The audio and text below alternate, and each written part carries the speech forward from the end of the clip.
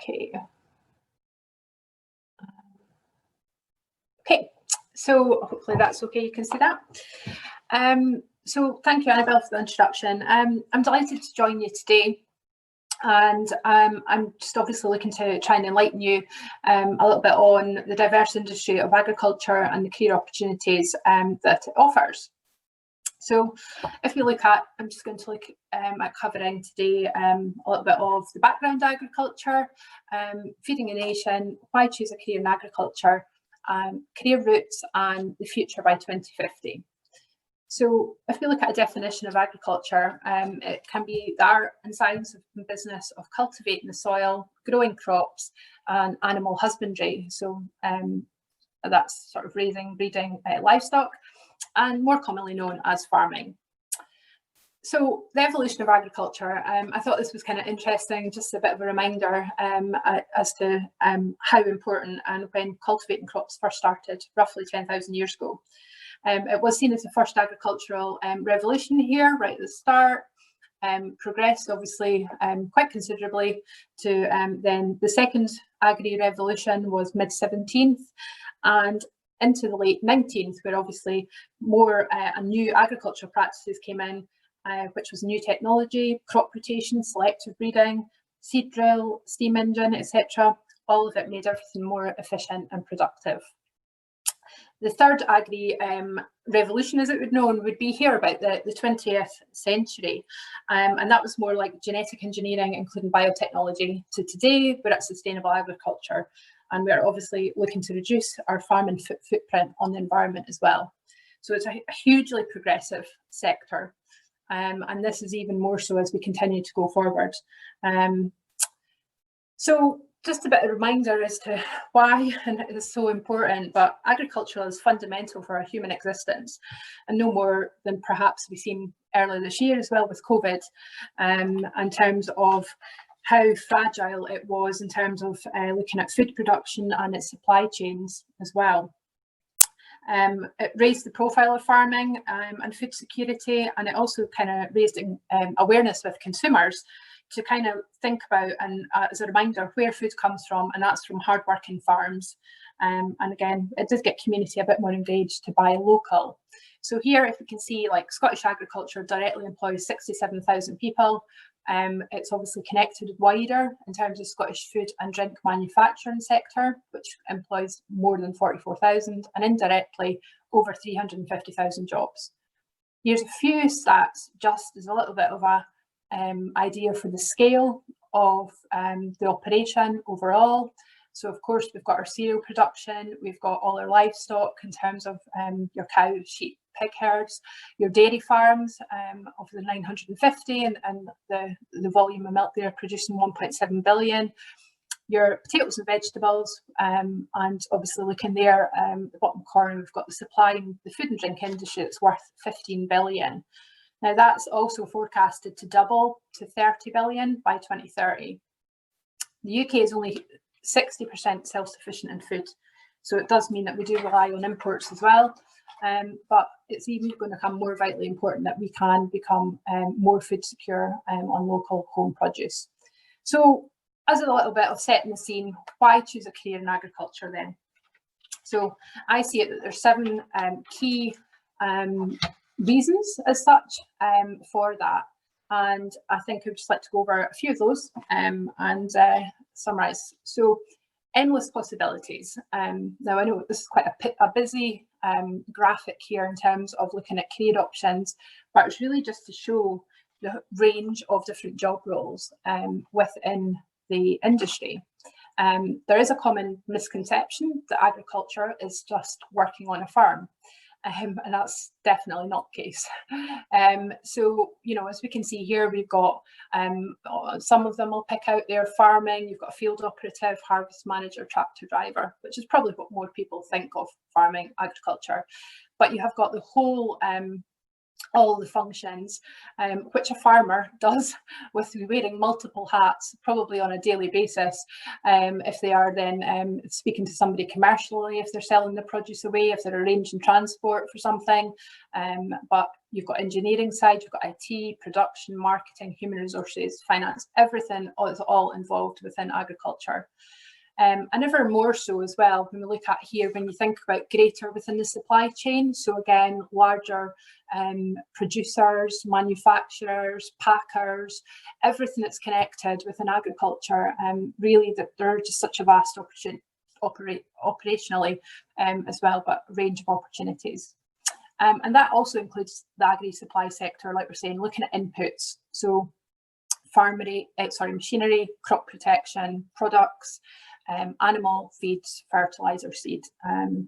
I truly believe there's a job in agriculture for everybody, and that just depends on your skill set or your aptitude, but also your interest.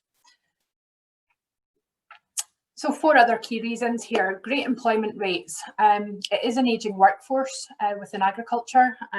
Again, that is currently set at around the average worker within agri is about 60, certainly over 60 now, probably getting nearer the 65 if we're honest.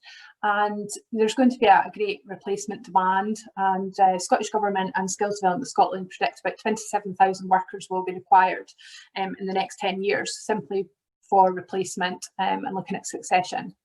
So, and there is a shortage of labour as well. So we have got skills gaps. So it really is a good sector to get into.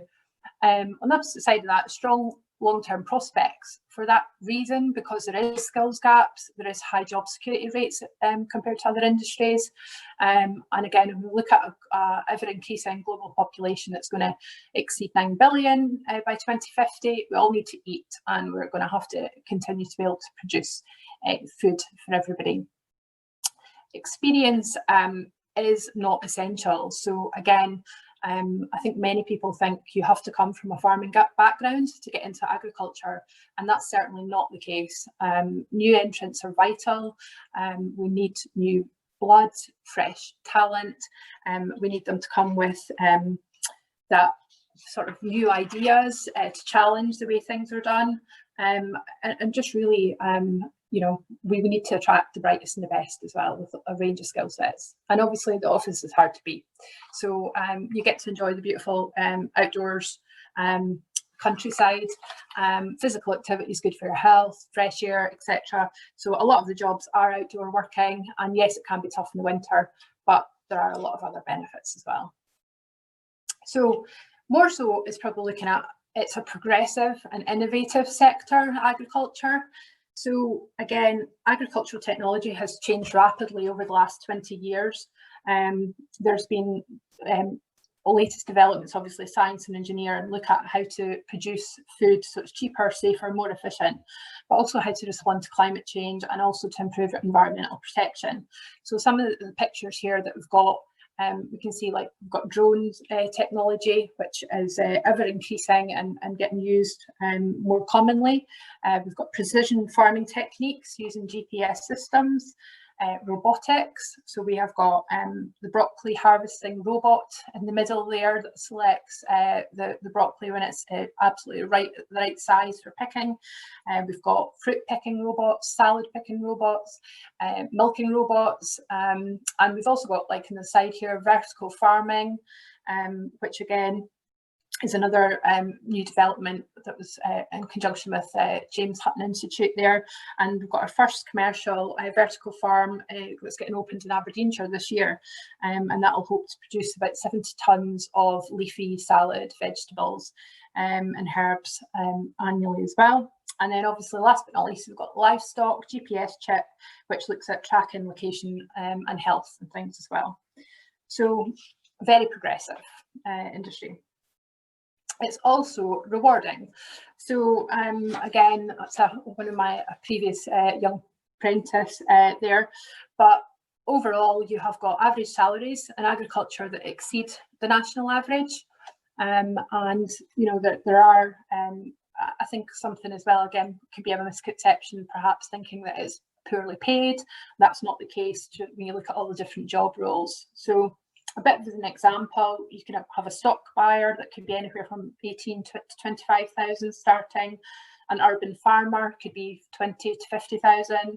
A livestock worker, 20 to 70,000. So that all depends on experience starting, and obviously length of service and building up the knowledge. But you know, and then you've got food safety technologist, 20 to 50,000, agri inspector, 20 to 50. And some of those jobs also don't include the perks of perhaps live-in accommodation if you work on livestock, or paid mobile phone, company vehicle, etc. So, and obviously it also offers high job satisfaction as well for many. It's obviously quite something to be proud of, looking at producing food, high quality food, welfare friendly, and it's something that really becomes a lifestyle, and so great benefits there. So looking at the careers routes, how do you get into the agriculture then, if you're looking at as a new entrant or perhaps a career changer? So this chart is actually from Land Trust Scotland. I used just to try and demonstrate the work-based versus the academic. And you can see there, if you look at work-based, first of all, the column there, entry level would be, say, the pre-apprenticeship. So that's a programme, Ringlink Scotland, we launched about 8 years ago. That is, there's no minimum entry qualifications required for that. It is a 3-week training induction, and that offers £1,500 worth of training and a 6 months employment with a mentor business that we source for that young person. They get access to, as I say, training tickets, and they also do a qualification at, say, SCQF level 4 with their certificate of work readiness as well. That can then progress on to like a modern apprenticeship. So you could either enter at pre-apprenticeship, or if you're already like a school leaver, you could start a modern apprenticeship if you had an employer available to be able to offer you that. And a modern apprenticeship can be at obviously level 5, 6 or 7. And that then also allows you to do sort of over 12 months and to do 12 modules over the year and 2 training enhancements as well. And then you can move up the scale to technical, and then obviously on the academic side as well, you have the routes between your entries and moving up from in your college, NC, HNC, HND, etc. So overall, to me, the agricultural industry is open to everyone, and looking at the future, to summarise, the future is developing and innovative constantly. Looking at 2050, it's going to be, growers are going to need to reach impressive levels for food production to obviously feed the population. They are probably going to become fewer in number, but they're going to become more multifaceted industries, and technology is definitely going to feature there to become more efficient. The high-tech solutions will evolve, so it's going to be more robots, crop management, gene editing, and also having to tackle net zero carbon emissions. So the target for net zero is obviously for 2050 as well. So there's quite a challenge there to do that, and to be able to obviously help equip and tackle all these challenges is equally for the industry. The skills we required are, you know, for young people, whether it's career changers or for young people, is to be entrepreneurial. STEM skills are highly sought after. So all the science, technology, engineering, maths, all of that is crucially important as the industry continues to advance, as is technical, practical skills, and also the soft skills. They are also vitally important. We do need people with a strong work ethic and to be motivated and passionate about getting into the sector as well. So to kind of summarise, agriculture is at the heart of some of the world's most pressing challenges right now. You know, looking at climate change, food security, biodiversity, sustainable, you know, all of that. And to do that, we need to be able to, growers will have to continue to be resilient, and they are going to have to look at better ways to produce crops. And through that, it will be embracing technology and innovation.